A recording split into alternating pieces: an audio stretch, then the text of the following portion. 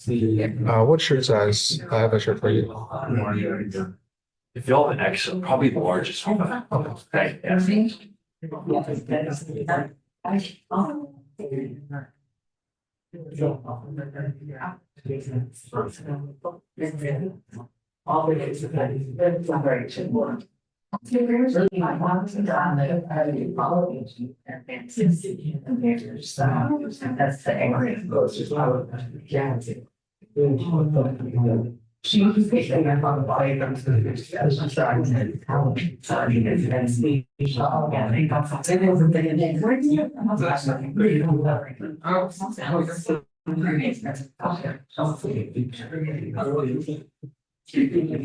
Good morning, everybody. Good morning.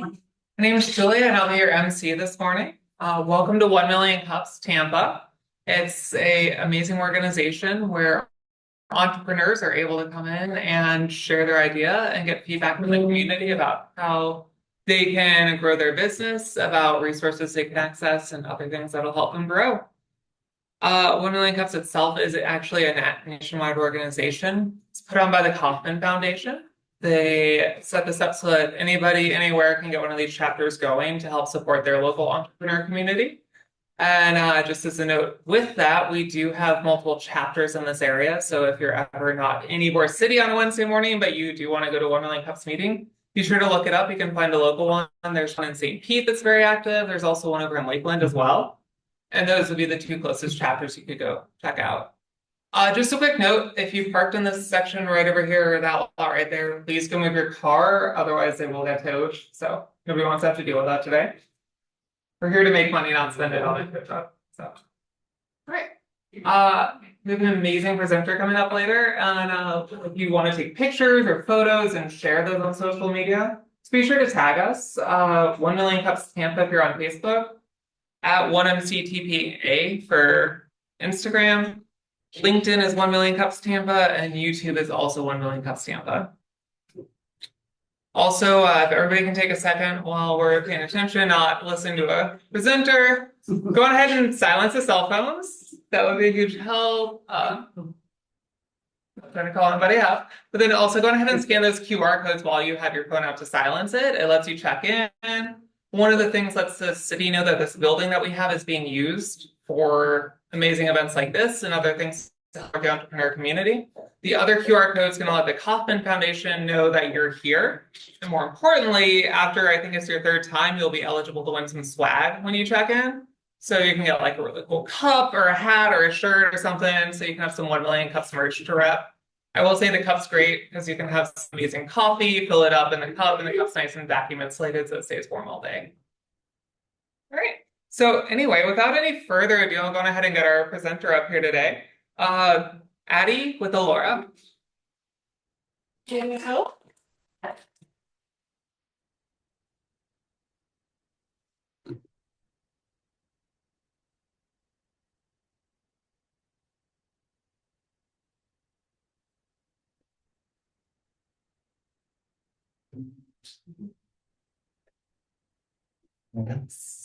Awesome. Thank you guys for having me. I'm very excited to be here. It's my first time here other than my practice run, so I'm really excited to be here. I want to begin by just sharing a brief story. So I have a friend, and we'll call her Grace. A couple of years ago, Grace was at a party, and she was laughing and dancing and seemed to be having a great time. Moments later, Grace was unconscious in a closet. She only had one drink, but that drink was spiked. And because of that, Grace was mentally, emotionally, and physically violated. And her story is one of far, far too many. 56% of women have unknowingly consumed spiked beverages. This is obviously a horrifying statistic. And I'm sure you can imagine drink spiking affects many more than just the men and women who are survivors of this, but also their friends and families.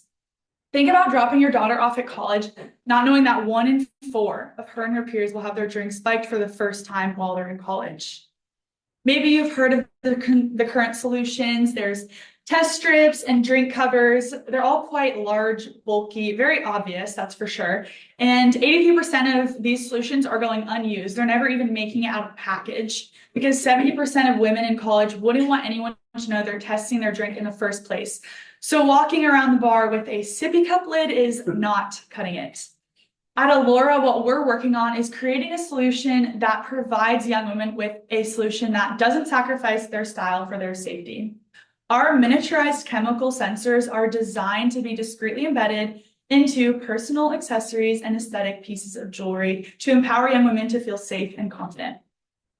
So let's return to Grace's story. If she had had an Elora bracelet on that night, she would have simply used her finger, or if she had a straw in her cocktail, to transfer a drop of that beverage onto the bracelet. Internally, we're picking up immediately on the drugs present in that beverage, and she'd receive a notification to her phone telling her that drink is not safe to consume, and her live location would be immediately sent to her safety network to provide any additional support she may need in that immediate situation. Before going out, young women can also look at the map feature and see frat houses, clubs, bars, any venues in their area and find out which ones are safe and which ones have more than just a bad reputation based on a safety score dedicated to those venues.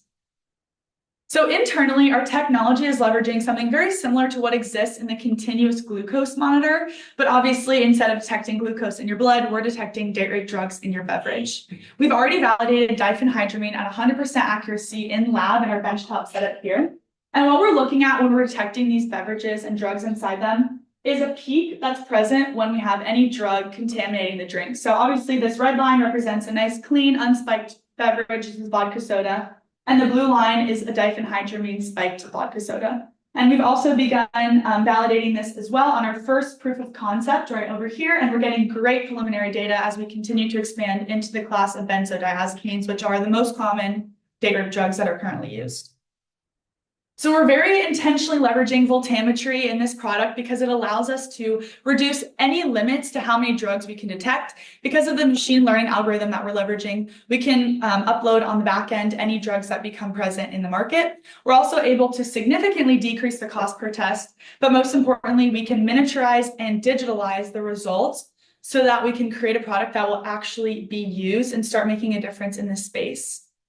We validated our price point with over 300 interactions with consumers, specifically parents who will be our primary consumer. And we'll be launching our bracelet and pendant at $220 and $180 respectively. And then we also have a cartridge component, which ensures that your previous tests don't contaminate your future ones and is disposable after 20 tests. So you usually pop it out like a SIM card, toss it in the trash and pop a new one in. And those would be available through subscription model or one-time purchasing for $7 a cartridge. We're currently raising a pre-seed round, which we've used to develop our prototype and will continue using as we continue raising to get ready for our MVP. And then we'll be launching all of our beta testing with sorority chapters in the United States, as that is one of our beachhead markets. We'll be continuing on to license with design partners like Kendra Scott, Gorjana, these large name jewelry designers that are currently very popular with our demographic. And we have our launch, e-commerce launch plan for early winter of 2028. My name is Addison Bounds. I'm the CEO and co-founder of Elora, currently earning my MBA at USF, which is what brought me to Tampa. And my co-founder, Kira Robichaud, is our CTO. She's a biomedical engineer, undergrad from Columbia, and also just wrapped up her master's from Cal Poly. And we have a fantastic advisory board that's been instrumental in helping us get to where we are, both on the technical side and the business side. And obviously, we are about a year out from launch, year and a half out from launch. But we are unstoppable in terms of the impact that we want to have. We don't want to wait a year and a half to start helping people. We want to create as much exposure and impact as we can early on. So Today, I'd love to get plugged into any local nonprofits specifically working to advocate for women and violence against women to help prevent those instances from occurring. We believe in primary prevention as like the core foundation of what we're building. So we want to get on the road and start working on that as soon as possible. Here's some information for you guys in terms of how to get in touch and follow us along on our journey. We did just recently have an airing on Tampa Bay 28, which was super cool, talking about what we're doing. So feel free to check that out as well. And their TikTok that they posted got 1.1 million views. So that was really exciting in terms of some early exposure as well. But again, my name is Addison, and we are on a mission to help women everywhere, just like Grace, to protect their peace. And I invite you all to join us in doing that. Thank you, Annie. Thank you. We usually like to start out by asking what the community can do for you, but you did already give us some instructions on that. So we'll go ahead and open it for the Q&A. Please raise your hand and wait to be called on. Yes, sir. I think it's an awesome idea. The technical challenge of being able to detect multiple different, drugs, is that going to be available, or do you think it's like each cartridge is going to be specialized to specific like benzodiazepines? Yeah, great question. There will be no limitations in terms of layering detection methods. We can see, like, based on where each peak happens at each voltage, we can tell what it is and how much is in there. So we're just scanning, the number or the amount of voltage that covers all of the drugs so that we can detect all of them within any given cartridge. Yeah. Yes, sir. Can you kind of walk us through like where your product is right now? Because you said you need funding to even build an MVP. Yeah. So obviously, anytime you're developing hardware, things can get quite expensive. So let me go back to, this is our current first prototype. So this is about the size of like a wedding ring box, which is obviously unmarketable in terms of end game in a product. It's very, very large. But our next iteration is going to be about the size of a quarter, and we're looking at having that done in October. So going ahead and working toward that miniaturization plan.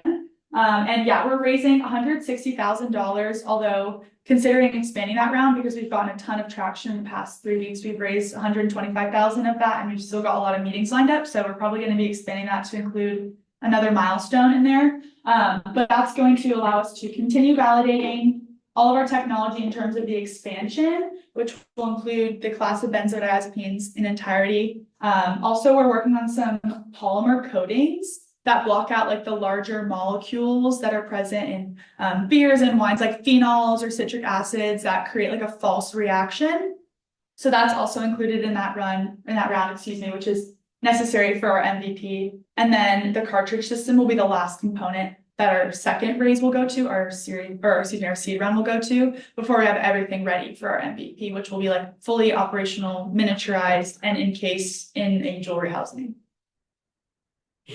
Yes, sir. How long does the cartridge? Great presentation. One big question. When I see testing, I think the random. We get that a lot. So how are you gonna make sure? Because and who's gonna be doing the testing? So who's your competition? So how do you differentiate yourself from that issue? Because that's the first thing that comes to mind. So I have to reach out who is that company. So can you explain how you raise the money? Because people are gonna ask you that question, right? And secondly, how is that testing gonna be performed? Yeah. So currently we're doing all of our own testing because gotta stay lean and mean in startup world. So we're doing all of our preliminary testing on our own in lab space that's available to us.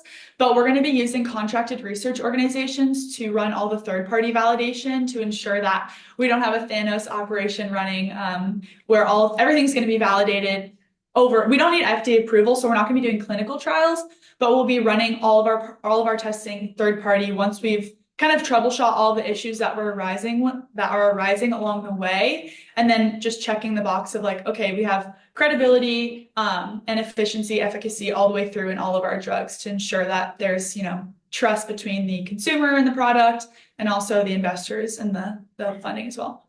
Yes, sir. And then I think you had a question. So the little cartridges you put in there, how long do they last? Yeah, so we'll have 20 tests on a cartridge, and we've talked to just over 400 young women, and overwhelmingly the response that we got in terms of tests used per night was like 3 to 5. So obviously we don't want the consumer to have to interact with the product in any capacity outside of just like haphazardly throwing their beverage on there. Because if you've already been drinking or, it's late into the night, we don't want them to have to interact with the technology more than they need to. So that's why we're kind of building plenty of tests in that cartridge so that they could even go out on a Thursday, Friday, Saturday, make it through the whole weekend before they would need to swap out that cartridge. So the price point, students typically, other than maybe sorority type girls, are on tight budgets. Did you actually talk to a lot of students to see if that would be within their budget? Yeah, so that's why we're leveraging the parents as our primary purchasing consumer. So we're looking at like the gift market, your daughter's graduating from high school, she's going off to college. We've also seen a really high need in the study abroad market. So like if your daughter's going abroad, Barcelona, we've seen a lot of drink spiking instances in our interviews done there. So that's the price point in terms of why we're targeting the parents. So how are you going to market and reach those parents?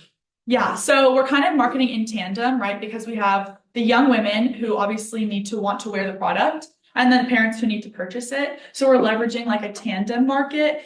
We're looking at like a lot of the open houses on universities, like week of welcome, student orientations, parent orientations, as I mentioned earlier, like the gift market. And then all of our marketing towards parents will be predominantly like Facebook and Instagram, as opposed to like TikTok or more influencer driven marketing for the young women.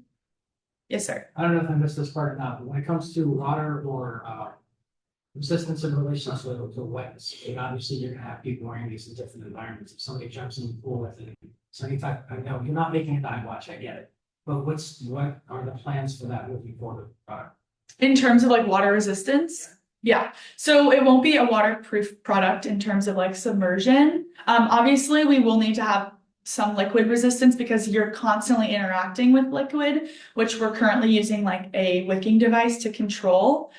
In terms of like full waterproof mechanism, that's not something we're currently working on, but obviously something that will, be a clear something for us to work on in the future.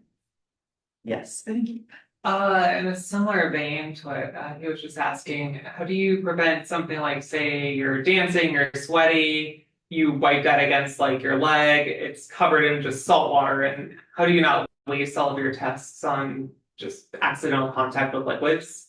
Yes, that's a really good question. In terms of like if you rubbed it against something, that would likely not have enough fluid present to actually run the test.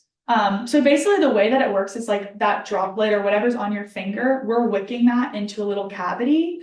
But if it's like, swiped across it, it's likely not enough, but that is a really good concern. But if you like touch your wrist or something and your hands are sweaty, that might do it. Yeah. Okay, so it's just a capillary mechanism that's drawing that in there. Yeah. And then how does concentration impact the effectiveness of this? So if somebody spikes a very large drink or a very dilute drink, so something like a vodka soda in a really tall glass. Yeah.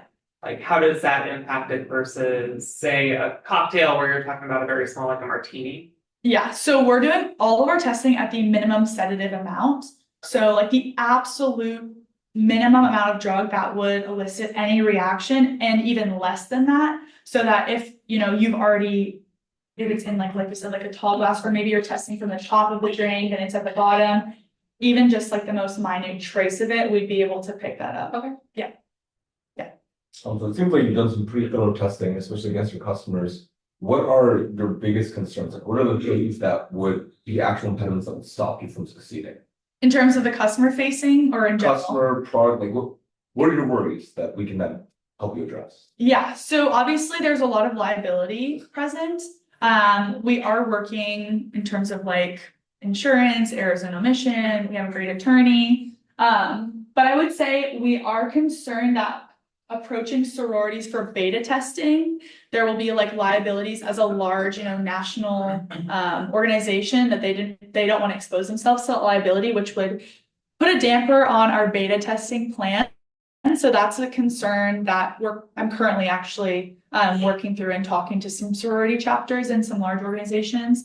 I would say that's the biggest one. And then this is a concern that comes up a lot from investors is the miniaturization. We are not entirely concerned with that because we have validated in like peer-reviewed research and just off the shelf that you can miniaturize all of the components like extremely small. But I would say that's a concern that like everyone we've interacted with has had. So that was something that we really like wanted to validate right off the bat. Okay. And also, what are your channels for this? Where are you going to be selling? Like face to face with these organizations or like online jewelry companies? Yeah, so we'll be launching on an e-commerce platform. So we'll be online sales, but we are planning to do kind of like the pop-up routes throughout, as I mentioned, like the open house events on college campuses, rush weeks, things like that. Study abroad programs will have like large events to the students and whatnot, programs like that. And then down the line, once we validated our traction with our e-commerce launch, also partnering with those jewelry designer brands and potentially selling through their distribution channels as well. Yes, ma'am. Yes, so I love your product. Thank you. And your demographic of having girls this age. From a marketing standpoint, I think you're spot on that this would absolutely be a gift that I would consider.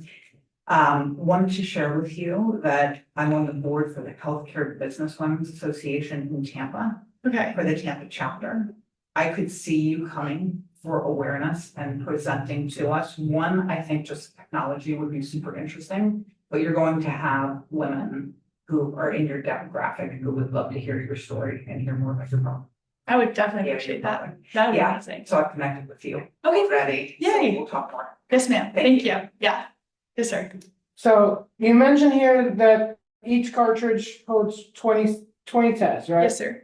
So, and by the way, great presentation. Thank you. My question to you is, I mean, obviously, we're all humans, we forget at times. And any college female, if they're out there, you studying a lot, you got your education that you're worrying about. You go into bars, you go into parties, you go into this, doing that. How, is there something within your app that tells them, hey, how many tests you have left? Is there a warning system to say, to remind them, hey, be ready to switch out your SD because you've got 1 or 3 tests left. Is there anything in that? And then also, is there like an SOS that's kind of a fail safe? If something happens that the bracelet gets damaged while they're out at a party or something happens, is there a fail safe to let them know that the device is broken or something's going on, to go immediately message to the phone, hey, your device is, something's wrong? Is there anything like that with your app or your product? Yeah, you're spot on. Women and humans, you're right. Humans, we're very forgetful creatures, especially when you have a lot going on. What's the one thing that we never forget? Our phones. Phones are always like glued to our body, which is why by digitalizing the technology and the results, we're opening like a whole new window of opportunity. So yeah, we can relay data like this is your active test count that you have. If your phone does die, we can also put a vibration in the bracelet to remind you to test. And to tell you if that is positive or negative with a color interaction. But you're spot on in terms of like being able to tell the consumer, give them live updates. Think about like your general wearable technologies, Whoop, Oura Rings, Apple Watches, anything they're digitalizing in terms of data, other than obviously like biometric data, we'll be digitalizing that as well. Yes, sir. So the functionality, so is attached to an app? So if I'm in the bar and I touch this, do I then have to look at my phone, or bring up the app?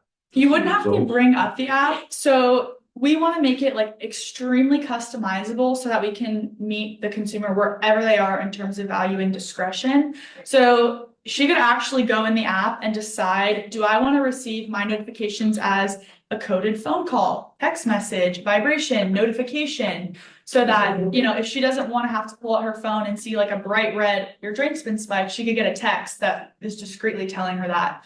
And also that way it minimizes like the interaction of, okay, you have to open your phone, you have to go to the app, you have to do all these things. So, yeah. So give her a positive or false answer either way. Yeah, the 3 options are positive, your drink has been spiked, safety network has been alerted of your location, your test is negative, continue drinking responsibly, or inconclusive, please test again. Again, we want to mitigate any potential liability, and we also want to have the opportunity to provide them with the most accurate data. So if we aren't able to receive a clear reading, we'll just let them know and have them test again. Okay. One last question. What are your investment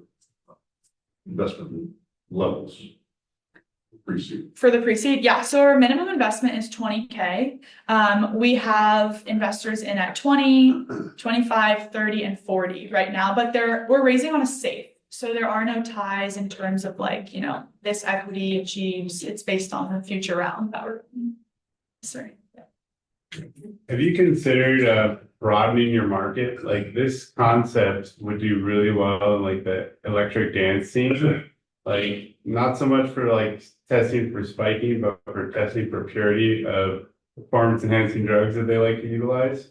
And the miniaturization challenge wouldn't even be a factor. So it could be a large device. Mhm. You know, a lot of times people will purchase an illicit substance that they want to utilize. They want to test its purity. It seems like this technology would function for that. Yeah, we've thought a lot about how we can expand the market. I actually haven't heard about that specific niche market before in terms of, what was it, the electric dance? Like EDM music. Okay, like raves. festival, Like EDM people festival. like to use like Yeah. MDMA, Yeah. cocaine. Yeah, Like those things come from a gray market. They could be spiked. It's a big concern. There's actually a lot of nonprofits that like Dance Safe is a company or nonprofit that it's safe drug use is like their concept. yeah, It's not an electronic, it's a disposable test, but the size of the device would never be an issue if it's accurate. And the cartridge scenario would even be great. yeah. So that's a really, really great idea. I'm definitely gonna write that down after this. The only initial concern or like limitation I'd say that we currently have is that we can't detect anything in a solid, like a solid, Yeah. you know, Powder. like, yeah, like powders, things like that. It has to be in a Titrate. liquid for us to put the charge across it. But we're creating new technology the entire time we're going through this process. So it's something that That's the definitely be standard. interesting. Like anything you test is in liquid. Like you Yeah. would have to test each Okay. substance in a liquid. You put it in like a clean water. Okay, yeah, then bang, there you go. I mean, it would sell like insane. That's really interesting. Okay, yeah, I'm definitely gonna write that down. EDM space. Yeah, because we have also looked, like men are also at high risk of drink spiking, especially when they travel abroad, predominantly for theft. And then also in the LGBTQ community, there is you're very, very much higher at risk as well. So providing more gender neutral or masculine facing products as well as we kind of scale the operation. But yeah, yes, sir. So, slight question, and you know, we're here in Ybor City. This is our party market of Yep. Tampa, you know, a lot of clubs are here. Have you, and this is a question, have you talked to women out here? Have you gone out here and done a little bit of service on the weekend, seeing what these young women would say? Or even what their, you know, these guys would say if it was a, you know, boy and girl, man and woman, just at a club? Have you talked to these people down here on the street down here with all these clubs? Have you gone and tried to target them? Yeah, great idea. I have not yet like face-to-face interviewed in downtown Ybor. We're continually, you know, increasing our customer discovery. So it's definitely something that I'm interested in doing. And to reference, I'm forgetting, was there a first part of that question or was that the entire? Well, no, it's just basically coming down here, doing a survey with these people Right. down here. Yeah. You know, as everybody knows, Ybor is our, well, a lot of, on the weekends, is party central. Yeah. I could tell you, I've seen plenty of times where I work, people come in and they're intoxicated, there's something in their system. Yeah. Or they come in and somebody's driving home and they've got something in the system that's stopped by the cops, you know? Yeah. Just talking to these people down here, doing a bit of a survey with these college students, they come down from USF, other colleges around the area, and they come here and they party on the weekend. Yeah, So that's a just great talking idea. to those type of people, and even in downtown St. Pete as well, those club areas. Yeah, I will say like Sarasota specifically has had a huge problem with drink spiking. I was actually just recently speaking to someone on the health board in Manatee County. And there was a bar there that reported 20 drink spiking instances in 2-week period. So it's a huge issue in Tampa, Sarasota, like St. Pete area, which is obviously a great opportunity for us to have a really big impact off the bat. But yeah, definitely interested in talking to those individuals. Yes, ma'am. Just a quick question, on the Wiccan system, how do you prevent cross contamination with the additional that's left? Yeah, so that's what that cartridge does. So the proprietary fluid delivery system that we have has different channels, and unfortunately I can't get too in depth into that because that's part of our IP, but the cartridge itself, that's like its main use is 1, to be reusable, and 2, to prevent any cross contamination from your previous tests affecting your future tests so that everything stays clean. Yes, ma'am. So have you in contact any sorority already? In terms of like chapters or young women in general? Sororities. Yeah, we haven't spoke or presented to like an entire chapter, only individual young women within chapters. Okay, because I belong to a sorority, I already sent a text to our national board. So I would like to put you in contact with my sororities, based on your service, Delta Tau Magna. Because we have a lot of sisters. Not going through this, but they go parties or fraternity and stuff, so I think it will be a good demographic. So Yeah, at the end, I'm up front, so. Okay. Thank you. To Yeah, put you in contact with our national. that would be amazing. Yeah, I haven't participated in Greek life myself. I was an athlete in college, so I didn't have a lot of time. And I will say it's been hard to find people who are like connected at a national level. So I would really appreciate that. Sure. Yeah. Yes, ma'am.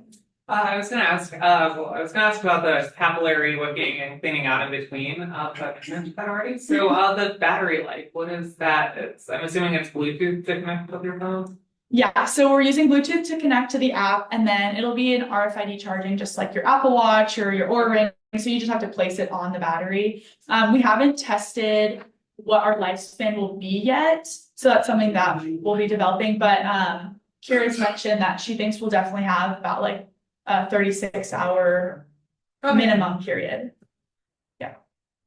Yes, sir. You mentioned on one of your slides, the connections to nonprofit women's groups. Yeah.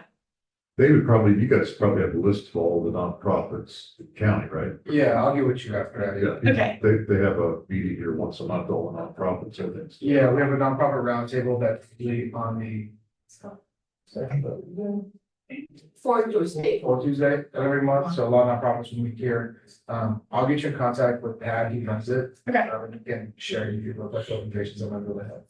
Perfect. There's Thank a you. women's run nonprofit meeting, a networking meetup today at 11 that I'm going to Here? after this. Not here, Oh, it's okay. called the League of Nonprofits. It's Okay. by Charlie Miller. It's a good Is it nonprofit. open invitation? Yeah. Okay. I'll have to grab the I'll talk to you. information. Yes, please. Yes, ma'am. Good to see you again. Yeah, good to see you too, Addison. This is looking awesome. I love Thank it. you.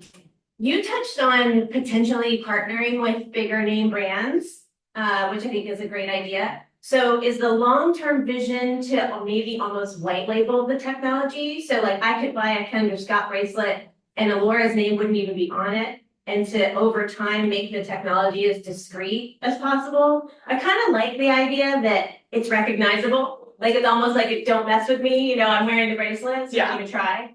But I'm thinking about if I was 20 again and thinking about like what I would care about from a fashion perspective and a social perspective and fitting in, like how are you guys thinking about the brand and how it shows up and whether or not you might want to sort of minimize it over time or white label it? How are you thinking about that? Yeah, great question. Thought a lot about this, and it's still currently in the works in terms of like what licensing opportunities look like and what we can create. But we definitely want to be able to leverage as many distribution and sales points as we can. And if that includes licensing and removing our name brand from it, we're okay with that. The other option would be like collaborations, limited edition collaborations. So like Elora X Kendra Scott available for this, limited edition collection, whatever that might look like. But it also will depend heavily on like what the brands, are interested in and what that collaboration will look like. But yeah, I think it's interesting that you bring up like the recognition of the bracelet or pendant or whatever the product looks like and whether that would deter perpetrators or not. It's something that's really interesting. I've been trying to like kind of read up on that interaction, and I found like twofold in the results. One is that if a person intending to cause harm notices that you're being overly protected, they can become aggressive and agitated, which would obviously lead us to not want to have a large brand presence. But on the other hand, if they're noticing like, okay, you're protected, that could absolutely, deter them from trying to interact with your beverage and do harm. So there's a big proponent for having a larger brand presence as well. So it's kind of like the lesser evil, and we're still picking out what that would look like. Yeah. Do you see the technology getting even smaller and smaller? Because like you have the picture of the pendant in the deck, but the pendant doesn't have the little cartridge pack to the right of it. Like how do you see the pendant looking? How would that pendant work? Yeah, so this is a very slightly misleading because this was where we originally intended the battery to be. Okay. But we can layer everything in the sensor now. Okay. So we don't even need this anymore. Okay. And the cartridge would be like tucked right in here or just tucked on the side in there. And yeah, I think right now our end goal is a ring. Like that's how small we want to get the technology. We have not yet been able to prove that we can do that. So we aren't making any promises of a ring application yet, but that's like our ultimate product that we want to launch with is a ring. Yeah. Okay. Yes, sir. Oh, sorry. Yes, sir. First of all, great presentation. Love Thank the you. product. Thank you. I think everybody should want to get involved in it. In the vein of white labeling and marketing, have you looked at approaching either large venues, dance venues, or perhaps festivals, asking them if they would partner with you for getting the word out there, even to the point of maybe saying, we'll make you one for whatever festival call it. Exactly. Yeah. Great idea. That's something so basically we've done like the past 6-7 months has been all customer facing interactions. And now it's starting all of the like partnership facing interactions. So working on getting in the door with the festivals, sorority chapters, like larger alcohol companies as well, because obviously this is like a big proponent for them as well. The study abroad groups, kind of like all the different partnerships I've been mentioning. That's like my current milestone, but absolutely 100%. Like if you think about Coachella and all these large festivals, yeah, and like a limited edition product with branding for Coachella would be Coachella, exactly, right? yeah, Or if you get to the ring, exactly. initial focus on the ring, it's too small. Testing's going to be hard, but if you manage it, being able to just touch the ring to the drink. Yeah, so easy. Just so much easier. Yes, sir. Yeah. Yes, sir. 2 questions. What's your total addressable market?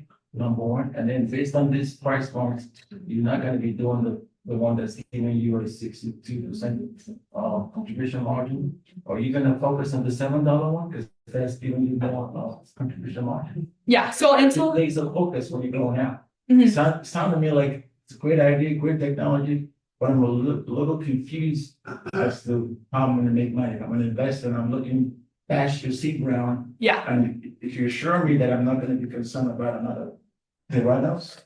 Yeah. Yes, though. Let's talk about the numbers. How am I gonna make money? Yeah. Okay. Let me answer your second question first. So the cartridge is not a standalone product. It is, but you cannot use the cartridge without one of these 2 products. So it's interacting with the bracelet or pendant or whatever product it's embedded into.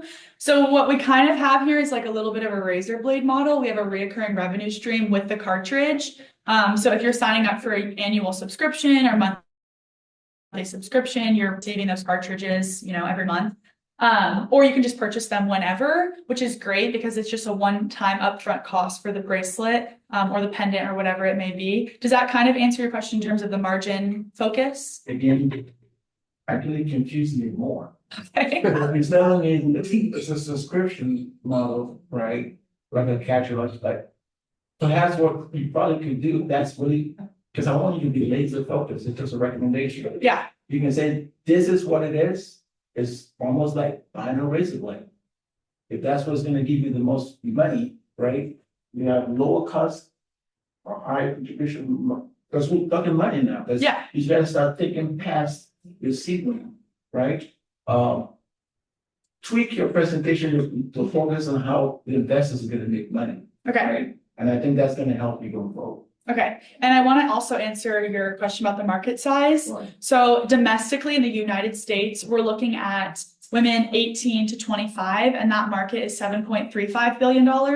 And then when we specify that down to women in college who are specifically most concerned with their safety, which unfortunately represents the 26% of female students in college and under and the 10% of female graduate students who have horrifically already experienced assault, we're looking at $1.15 billion in that market. So that's kind of our specified market. And then at a 1% capture rate, we have an immediate opportunity of 11.5 million in terms of like a market breakdown. Which, trust me, I'm obviously extremely impact driven, but I'm a very financially motivated person. And I really value that component of this as well. So also very appreciative of the clarification for that. Yes. Yes, If, sir. miniaturization wasn't a challenge and it was just precision of test results, how quickly could you have an MVP? If you're not trying to make it look like a fashion device. Yeah. What's our budget? That's really the biggest question. Because we do still have the expansion component. So we still have to work and penetrate each drug and ensure our, efficacy in each drug. And that is also a significant portion of the timeline. But I would say without miniaturization, if we were running off of our current prototype, we could probably wrap up all of our testing in about 6 months. And then expanding to party drugs, what would that look like? Because that market is huge. I mean, way bigger than, I respect your drive for like young women, but the rave scene is international. Yeah. Huge. Yeah, like the this numbers. product would crush. I'm excited to hear that. But I feel like you could launch there first, maybe under a sister company, under a different LLC. Get testing data, real world data, because people would, if you have this at a festival, it would sell out immediately. Okay. That's good to know. Thank you. Yes, ma'am. I'm just really happy to hear so many things. I literally had a conversation with a niece of mine who unfortunately, let me see, I think she told me she's 34 now, but she was targeted at age 9. And my son had a friend who disappeared in junior high school. And children becoming active sexually, socially, it all begins in junior high. So I know that, you're in a room full of people who are constantly being taught the importance of whittling down and again, whatever your market is. But I would say to think in terms of expanding your niche to include when it begins in the young girls' lives being targeted. My son's friend was taken off of a corner that she normally stood on to wait for her mother to pick her up from school. They never saw her. Terrific. You know what I mean? So I'm thinking in terms of human trafficking. You know what I mean? And of course, I'm sure these girls are being kidnapped after being drugged. You know what I mean? So I don't know what your business model needs to include as far as the narrative in order to be able to speak the language that will get the attention of that particular market. But it's just, I got goosebumps thinking about the conversation I had last night and how much knowledge I do have of young girls being accosted and brought into the human trafficking. 100%. I sympathize with that. And I'm so sorry that you've experienced those things in your immediate community. Our mission is to help protect as many people as possible, period. And we are absolutely willing and, invested in expanding our market to include the young women in junior high, young men in junior high, all of the people. I was a 7-year-old latchkey kid, right? Born in the 60s, lived in a different world. You could do that. But I see that pendant around a little girl's neck, just like you would carry your house key. Yeah. Yeah. So there is a company called Invisaware, which has, it looks very similar. They're not interacting with drink spiking at all, but it's like you double tap it and it sends out your location to like the police and maybe like a couple other contacts. But I've thought a lot about reaching out to them and potentially like integrating our technology, because exactly like you said, like you might be in a dangerous situation where there isn't a beverage involved and you still want to be able to have the support that you need to get out of that situation. And then I think it's also worth mentioning the primary prevention component of this. Like we believe in supporting women through these situations 100%, but even more than that, we believe in stopping them from happening in the first place. As a young woman myself, it is honestly infuriating that we have like 100 products on the market. This is really the first one that actually even meets women where they are. We have all these products on the market, and it's like, you need to test your drink, you need to protect yourself, you need to make sure you're not wearing something scandalous, you need to do this, you need to do that. And no one is talking to these people that are causing harm and saying, you need to stop doing that.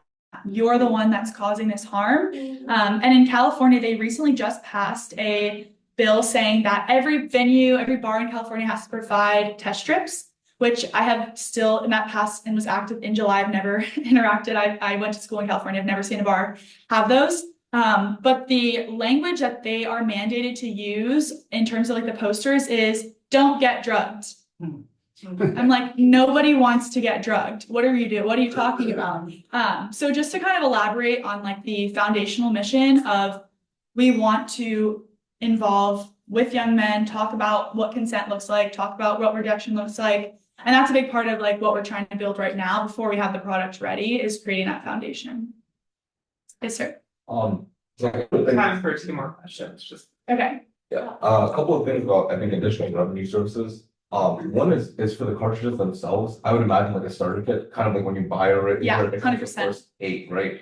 Because I'm thinking you'd be willing to buy the jewelry online. You probably wouldn't be willing to buy 1 or 2 cartridges online. That might need to be in a physical store. But more than that, you mentioned a bunch of things like if what do you call it? If it like detects something in the drink, it will like contact a network around you. You may have something like your competitor that has location tracking services. I think the idea of like receiving an anonymous call is like, hey, oh, I'm sorry, I got to take this, and it gets you out of the date. Yeah. These are all like things that you could really benefit from. I could see those potentially being lower cost to entry models for your customers, where all of this stuff is built into your tech, built into your app. You've already developed it. Yeah. Right. But this would be a way where you can say, okay, there's a cheaper model that does this, this, and this. Or you can buy our $220 bracelet that also Like tiering it. Yeah, exactly. And then it makes it more accessible. I think the other thing is you're basically generating herd immunity at that point. If your label's on everything, then it doesn't matter if every device can test drinks. People start to see it, and they know that one of these devices can get them in trouble. It starts building an image. The thing I did want to ask you about is manufacturing. Where are you going to do it? How are you going to do it? Do these prices reflect that, or do they reflect your prototype, things like that? Yeah, these prices reflect assumptive costs for the entire production of the product in terms of like the unit costs. We have not established a manufacturing base yet, but one of our investors is actually in the manufacturing space, which is why we wanted to, have that strategic partnership. So we're exploring that avenue. Yes, ma'am. I have a question about the expiration date of the card. Because you mentioned that, like if someone is going to school abroad. So of course, if my, I'd say my daughter, if my daughter goes there, I would want to send her with enough supply to survive over there. Shipping costs and all that. So do you have like an expiration date that is, it's thought about like, okay, this person will be a year out, or maybe she won't come back during the whole process, because things happen. Yeah. So what would that be? Yeah, we do not have a current established expiration date, but the components of the cartridge, I don't anticipate them having a shelf life. So at this time, we're not anticipating an expiration date, but if there were to be an expiration date, we would obviously want to maximize that to include, years in the minimum, because if you're going abroad, you're there probably for a minimum of about 10 weeks, 12 weeks. So, yeah, I don't know if that answered your question. A little bit of, into the development. Like if I were, if I were to visit, I'm from Colombia. So if I were to visit Colombia every year, because that's what I do, and I want to bring it to someone as a gift, I would like to bring enough supplies for that person to have it while, I come back. Of course. Yes, ma'am. Yeah. No, you're Great. Yes. I'll be here. So much. please feel free to come and Great, fantastic presentation, such a needed product. Addie will be here for a while afterwards. If you didn't get to ask the question, I'm sure she will be happy to hear and answer any other questions people have or suggestions. All right. right, let's take a moment to thank our sponsors for this week. Hillsborough County ECC, that's this wonderful building that we're in right now. They do a great job. They provide this for us, and they also provide us a space for entrepreneurs in general. There's tons of resources here, so if you're looking to get a business started, this is a great building to start your journey at. Blind Tiger is our coffee sponsor. They're pretty great. I always blush a little bit when I say this because I'm kind of talking about myself because I drink the coffee, but it is delicious. Please drink all the coffee because I don't want to have to take it back. It's just makes it a lot lighter and easier to carry out. Also love to thank Nonchalant Creative. That's our social media manager. They volunteer and work with us, helping grow the presence and the experience of 1 Million Cups Tampa, getting more people aware of this and getting more people inside of our meetings. Okay, most of our organizers aren't here today, so I will say if you are an organizer and you are here, if you want to raise your hand. If you want to present, go on ahead and come up and see one of us at the end, and I'll tell you to go talk to David because he's the one who actually knows what's going on here. All right, and then we already talked about other 1 Million Cups communities, but if you are interested in presenting, you can go ahead and apply at 1millioncupscom/Tampa. And at this point, I'm going to turn over to David, who's going to talk about current events happening here. Hi, everyone. I'm not going to go through this whole list. This is our upcoming events that we got going on. If you have any questions on these or anything that's on our online calendar, you can come talk to me. Shayla's up in the front, Eva's at the top, so here. Again, if any questions, can hopefully help out with that. So this Friday at 9 a.m. we have Local Stories Live. We have 2 young entrepreneurs coming here. I believe they're both around age 13. So we're gonna have a little panel with them. Local Stories Live is a panel series that's bi-monthly, and so this month we're focusing on young entrepreneurs. And a lot of us probably had dreams when we were younger to start a business. Well, these kids are doing it. So come out, support. If you've got a kid that's interested, bring them out. They're profitable and doing it. So it's good to hear from them. And then on Monday at 8:15, we have Mindset Mondays. That's with Dr. Shane Smith and I, who's one of our other organizers. That is a time for us to kind of like brainstorm your ideas. If you want to talk about your business, we sit down in a more intimate setting like this and just kind of go back and forth, give each other advice, just talk about it. If you're tired of working home office by yourself, come on in. It's always good to bounce ideas off of other people. Besides that, everything else is up there.